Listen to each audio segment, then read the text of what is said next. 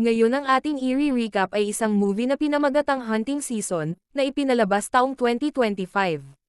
Ngunit bago ang lahat, please subscribe and click the notification bell upang ma-notify kayo sa aking mga paparating na uploads. Nagsimula ang pelikula sa pagpasok ng isang pinuno ng gang na nagngangalang Alejandro sa isang bar, at hiniling sa isang waitress na dalhan siya ng maiinom. Nang ihain ng waitress sa kanya ang inumin, tinanong siya nito tungkol sa kasintahan nitong si Jensen. Nagulat ang waitress at hindi alam kung paano siya sasagutin. Dahil dito, pinaupo niya ang babae sa kanyang harapan, at sinabihan na wag magulat dahil marami siyang alam tungkol sa kanya, tulad ng alam niya na ang pangalan ng waitress ay Lizzie, alam niya ang address nito, at ang kanyang buong pamilya. Ipinaalam niya rin kay Lizzie na siya ang hari, at kaya niyang gawin ang anumang bagay tulad ng saksakin siya nito gamit ang kutsilyo mula sa ilalim ng mesa, at patayin agad ito. Natakot si Lizzie sa kanya, at tinanong siya kung ano ang kanyang gusto. Sinabi ni Alejandro kay Lizzie na sabihin kay Jensen na ibalik ang mga ninakaw nito sa kanya. Binalaan niya si Lizzie na wag tumakas dahil maaabot niya ito kahit saan siya magpunta. Pagkatapos niyang magsalita, hiniling niya kay Lizzie na ipagpatuloy na ang kanyang trabaho. Kinabukasan, may isang batang babae na nagngangalang Tag, kasama ang kanyang amang si Baudry sa kagubatan, at tila nagtuturo si Baudry ng pangangaso ng usa. Alright. Pagkatapos na'y umuwi sila at sabay-sabay na nananghalian. Sa gabi, nanood sila ng telebisyon, at malinaw na tahimik at matatag ang buhay ng mag-ama. Sa pagtatapos ng araw, umakyat si Tag sa kanyang silid upang matulog. Ngunit bago siya matulog, tiningnan niya ang larawan ng kanyang ina at nakaramdam ng lungkot. Night, Bo. Night, kid. Kinabukasan, naghanda si Baudry ng cake para kay Tag sa okasyon ng kanyang kaarawan, at mayroon ding maraming regalo. Pagkatapos niyang ilagay ang mga ito sa mesa, sumakay siya sa kanyang sasakyan at pumunta sa bayan. Nang magising si Tag, natuwa siya sa sorpresang ginawa ng ama para sa kanya, at binuksan ang unang regalo na naglalaman ng isang baril. Tungkol naman kay Baudry, pumunta siya upang kunin ang mga sulat mula sa koryo. Pagkatapos ay pumasok siya sa isang tindahan at nagustuhan ang isang grass cutter. Sinabi sa kanya ng may-ari ng tindahan na sira ito, ngunit binili pa rin ito ni Baudry at siya na ang mag-aayos. Balik kay Tag, siya ngayon ay nanghuhuli ng isda sa ilog. Nang pauwi na siya ng bahay, nakarinig siya ng isang taong nasasaktan at humihingi ng tulong. Inilabas niya ang kanyang baril at naglakad patungo sa direksyon ng tunog, at nagulat sa nakita. Sa oras na ito, umuwi si Baudry at nag-alala nang matuklasan niyang wala si Tag sa bahay. Tag? Patuloy niya itong hinanap, hanggang sa makita niya itong papunta sa kanya na takot, at sinabing may nakita siyang kakaiba sa ilog. Kinuha ni Baudry ang kanyang armas at mabilis na sinamahan ang anak roon. Pagdating sa lugar, nabigla si Baudry nang makita ang isang babae na nakahandusay sa mga bato. Tumakbo siya papunta sa babae at nakitang buhay pa ito, ngunit malubhang nasugatan kaya dinala niya ito sa kanilang bahay. Iminungkahi ni Tag na dalhin nila ito sa ospital, ngunit sinabi ni Baudry na dapat muna niyang ihinto ang pagdurugo at inutusan siyang dalhin ang first aid kit, pati na rin ang alak at tubig. Mabilis na tumakbo si Tag upang dalhin ang mga kailangan ng ama, habang nagmamakaawa ang babae na wag siyang dalhin sa ospital.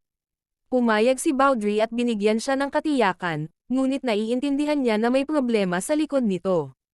Pagkatapos nito, bumalik si Tag at tinulungan si Baudry na gamutin ang pinsala ng babae. I'm sorry. I'm sorry. What happened? Oh, it's gonna get pretty screamy in here, so either get tough or get out, okay? She got shot through the back, and it went straight through the front. Pagkatapos niya, lumabas siya para umupo sa tabi ni Tag sa harap ng bahay. Tinanong siya ni Tag kung bakit hindi niya ito dinala sa ospital, at sumagot naman si Baudry na ito ang kahilingan ng babae. Dahil may tama siya ng bala, nangangahulugan ito na ang kaso ay magsasangkot sa pulisya at magkakaroon ng maraming katanungan. Tinanong siya ni Tag kung mabubuhay pa ba ang babae, kaya tiniyak sa kanya ni Baudry na hindi mapanganib ang kanyang pinsala, ngunit maraming dugo ang nawala sa kanya, dahilan para kailangan niyang magpahinga at uminom ng maraming likido. Pagkaraan ng ilang sandali, naghanda si Tag ng pagkain para sa babae at pumasok sa kanyang silid at tinulungan itong kumain. Sa gabi, sinabi ni Baudry kay Tag na masaya siya sa ginawa nito sa babae, at sinabi rito na pupunta siya sa bayan kinabukasan para kumuha ng ilang gamit. Hiniling niya sa anak na wag umalis ng bahay, at binigyang diin na wag hayaang bumangon ang babae hanggang sa siya ay bumalik. Nagulat si Tag sa mga sinabi nito, kaya ipinaliwanag ni Baudry na hindi nila kilala ang babae, at hindi nila alam kung ano ang nasa likod ng nangyari sa kanya. Dahil doon, hindi nila siya dapat pagkatiwalaan sa ngayon. Pagkatapos niyang magsalita, iniwan niya ito at umupo sa pasilyo habang hawak ang armas. Makikita sa mukha ni Baudry na tila nag-aalala siya sa presensya ng babae sa kanilang bahay. Kinabukasan, nagising ang babae at nakitang nakaposas ang kanyang mga kamay. Bigla siyang natakot, at tinanong si Tag tungkol sa dahilan. Ipinaliwanag ni Tag na ginawa ito ni Baudry dahil hindi nila siya kilala, ngunit tiniyak sa babae na hindi nila siya sasaktan. Binago ni Tag ang usapan at tinanong ang kanyang pangalan, at sumagot ang babae na ang kanyang pangalan ay January. Nang mga oras na iyon, nasa supermarket si Baudry at bumili ng mga gamit at bagong t-shirt para kay January. Pagkalabas niya ng tindahan, nakita niya ang sasakyan ng pulis sa kanyang harapan. Nilapitan niya ito at binati ang sheriff na nagngangalang Brake, at mukhang matagal nang magkaibigan sina Brake at Baudry. Nang mga oras na iyon, ipinakilala siya ni Brake sa bagong opisyal na nagngangalang Davenport. Pag-uwi ni Baudry, pumasok siya para tingnan sina Tag at January at nadatnan niya ang mga itong natutulog. Pagkaraan ng ilang sandali, nagising si Tag at pinuntahan si Baudry habang inaayos nito ang grass cutter.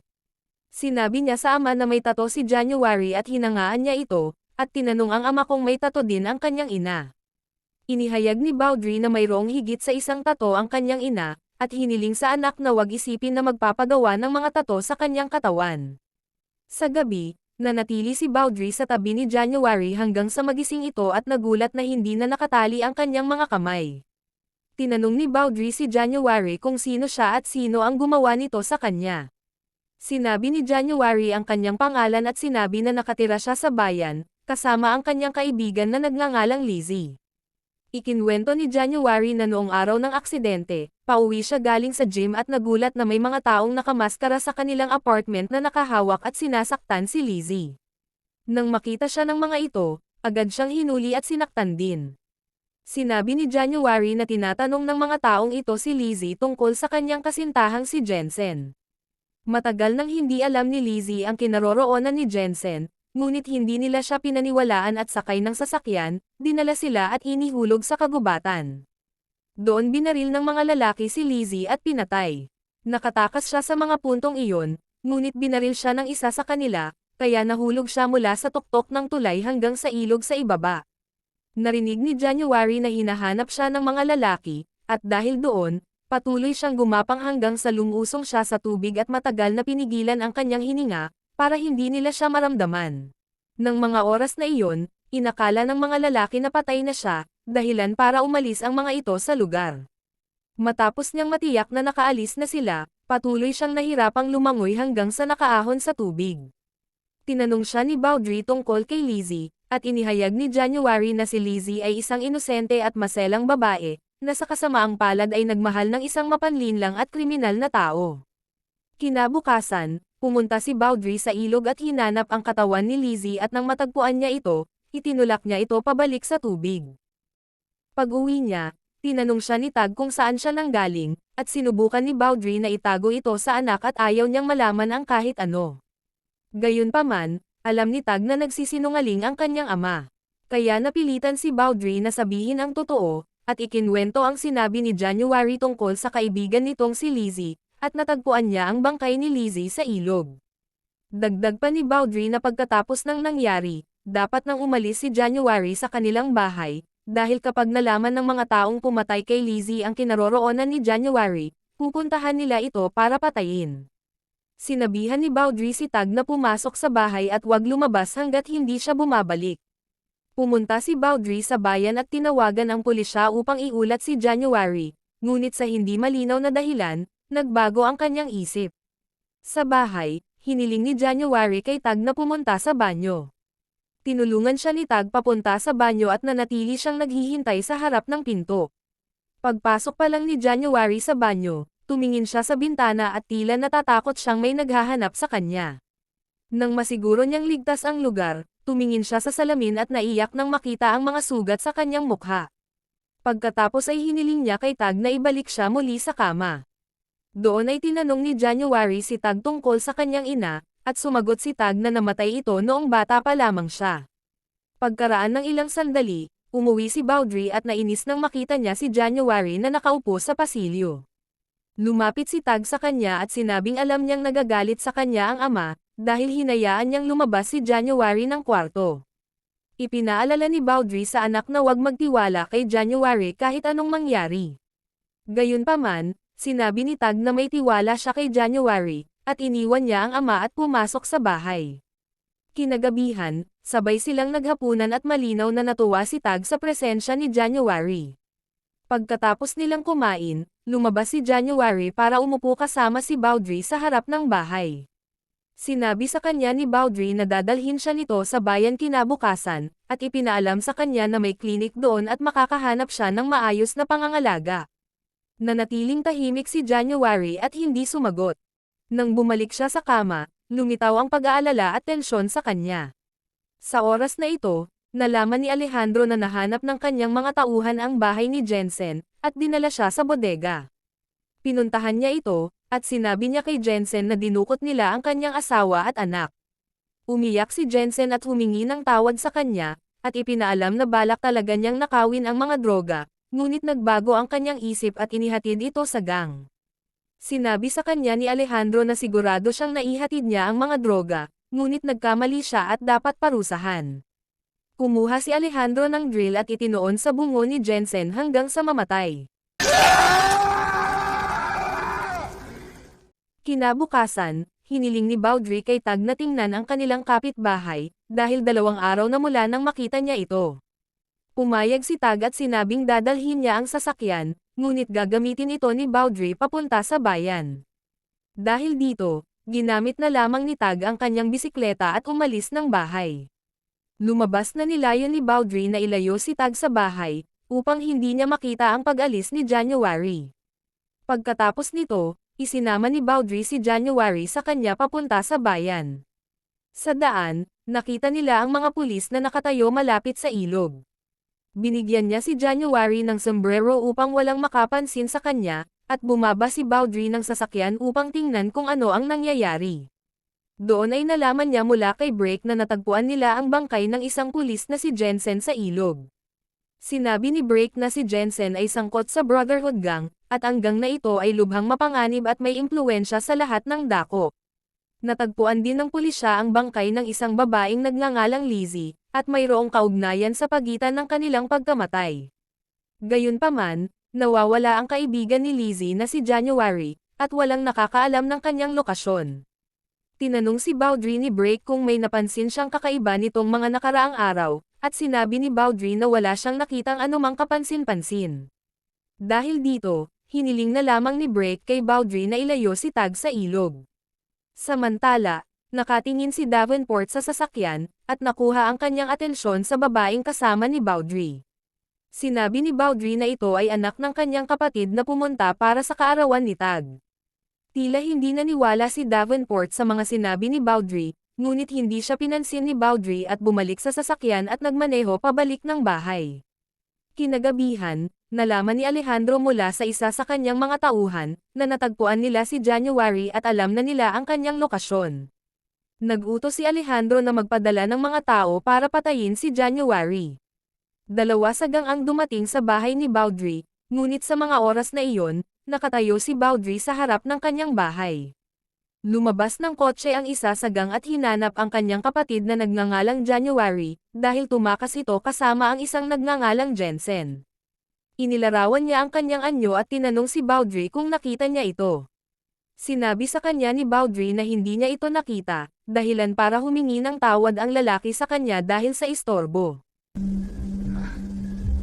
I won't push my luck. See you soon! Pagkaraan ng ilang sandali, makikita ang isa sa gang sa kotse na nagmamatsyag sa bahay ni Baudry. Biglang lumitaw si Baudry at itinutok ang baril sa kanya. Tinanong niya ang lalaki kung ilang tao ang nagmamatsyag sa kanyang bahay, ngunit sumagot ang lalaki na ang tamang tanong ay kung ilang lalaki ang nasa loob ng kanyang bahay. Sa sandaling iyon, inatake ng kanyang kasamahan si January at sinubukang patayin ito, ngunit dumating si Tag mula sa likuran at pinagbantaan ang lalaki gamit ang kanyang baril. Sinamantala ni January ang pagkakataon at sinaksak sa leeg ang lalaki gamit ang kutsilyo. Nabigla si Tag sa pangyayari at hindi sinadyang nagpaputok ng baril sa kisame ng bahay. Nang marinig ni Baudry ang putok ng baril, agad niyang pinatay ang miyembro ng gang na nasa kanyang harapan. Pagkatapos ay mabilis siyang tumakbo at pumasok sa bahay. Doon ay nakita niya ang lalaking nakahandusay sa sahig at malapit ng mamatay, kaya agad niya itong tinuluyang barilin. Patuloy siyang naghanap sa bahay kung may iba pang miyembro ng gang na naroon, ngunit wala na siyang nakitang iba pa. Kinabukasan, sinunog niya ang mga bangkay ng mga miyembro ng gang, sumakay sa kanilang sasakyan, at pumunta sa quarry upang itapon ito, kasama sina Tag at January sa kanyang likuran. Pagkatapos noon, humingi ng tawad si Tag kay January, dahil sa umano sa kanyang pagkatulala ay hindi siya nakakilos ng mabilis, upang barilin ang miyembro ng gang na umatake kay January.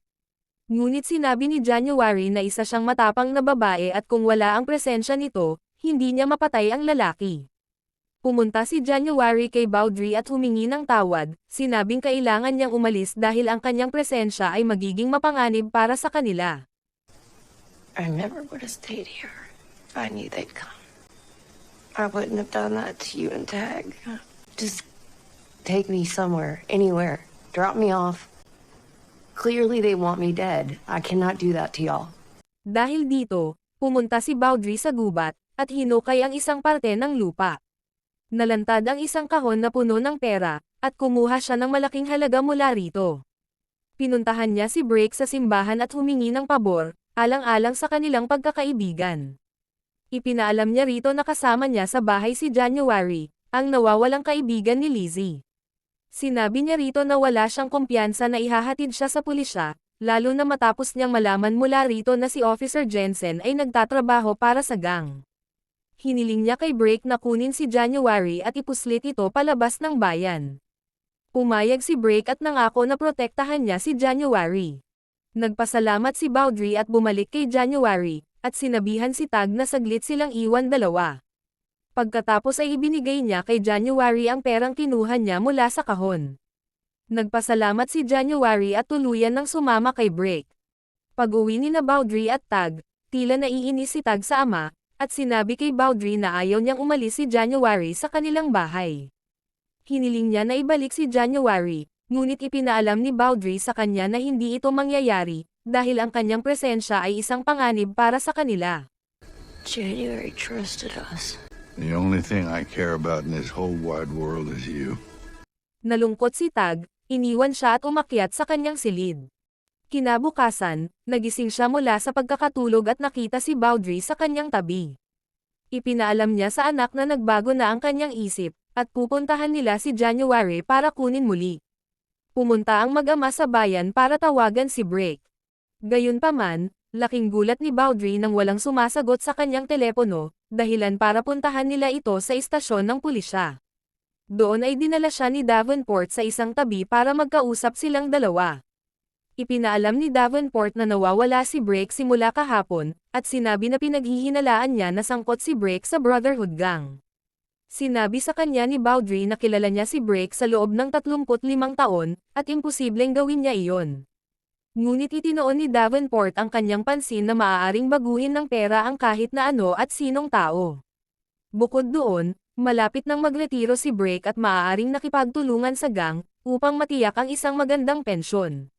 Sinabi rin ni Davenport na siya ang huling nakakita kay Brake, at tinanong si Baudry kung ano ang sadya nito sa kanya. Ipinaalam ni Baudry na magkaibigan sila ni Brake, at magkipagkita lamang para sa isang normal na pag-uusap gaya ng nakasanayan. Pagkatapos ay iniwan ni Baudry si Davenport at umuwi na sila ni Tag. Pagdating ng bahay, inihanda ni Baudry ang kanyang armas. Nang makita siya ni Tag, nagtanong ito tungkol sa nangyari, at diretsahang sinabi ni Baudry na pinatay ng gang si Brake. Natakot si Tag, at iniisip na maaaring patay na rin si January. Kinagabihan, palihim na pumasok si Davenport sa bahay ni Baudry, lingid sa kanyang kaalaman, nakaabang na sa kanya si Baudry at inatake siya hanggang sa nawalan siya ng malay. Nang magising si Davenport, natagpuan niya ang kanyang sarili na nakatali sa isang upuan, at nakatayo naman si Baudry sa kanyang harapan, habang nakalagay sa malapit sa kanyang mukha ang grass cutter. Natakot si Davenport na papatayin siya ni Baudry kung kaya ay inamin niya na nagtatrabaho siya para sa gang, at pinatay niya si Brake at dinala si January sa bodega ni Alejandro. Sa impormasyon na nakuha, inihanda ni Baudry ang kanyang mga armas at nagpaalam kay Tag habang natutulog ito. Sumulat siya ng mensahe para sa anak, at sinabi kung gaano niya ito kamahal, at kung gaano siya natatakot para sa kanyang kaligtasan. Hiniling niya rito na patawarin siya, dahil sa kanyang pagsisinungaling at pinaniwala si Tag na patay na ang kanyang ina. Ang totoo ay buhay pa ang ina ni Tag, ngunit nakulong ito dahil sa kanyang mga maling ginawa.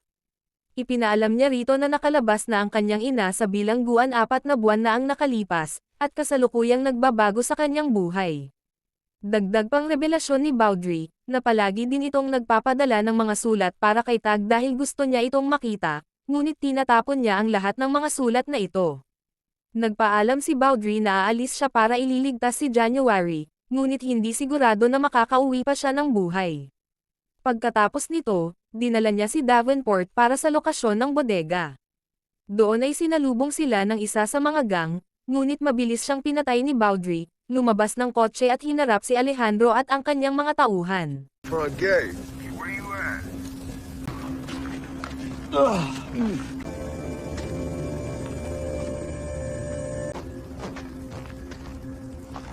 You look lost. No. I'm looking for a friend. Hiniling ni Baudry kay Alejandro na ibigay sa kanya si January kapalit kay Davenport, ngunit kinutya siya ni Alejandro, at sinabing ibibigay lamang niya si January sa kondisyon na ibibigay muna ni Baudry si Tag sa kanya. A trade. Dito lumitaw ang isa sa mga miyembro ng gang mula sa likuran ni Baudry. Gayunpaman, dumating si Tag na may dalang sniper rifle at binaril ang lalaki. Sa oras na iyon, nakipagpalitan ng putok si Baudry kay Alejandro at sa kanyang mga tauhan.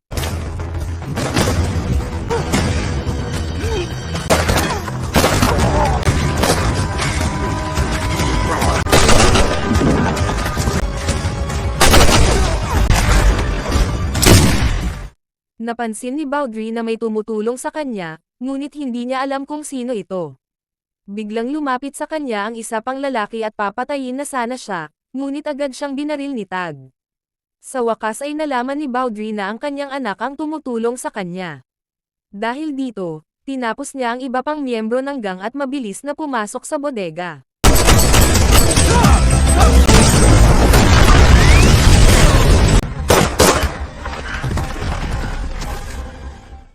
Sa loob ay natagpuan niya ang asawa at anak ni Jensen na nakakulong.